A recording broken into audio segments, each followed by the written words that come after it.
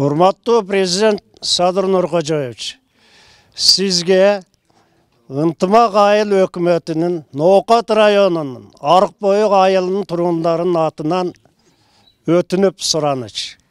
Себеби быйылкы жылы ушул Арык Бою мектебинин авариялык состоянияда тургандыгы байланыштуу Ноокат районунан келип комиссия жаптырып салды.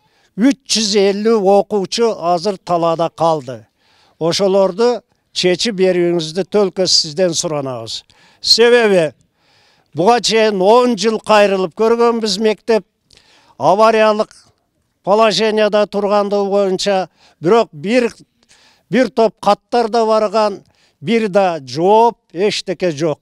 Бир гана сизге гана калды өтүнүч, сизден суранабыз ушул мектепти тез арада бүтүрүп берүүңүздү.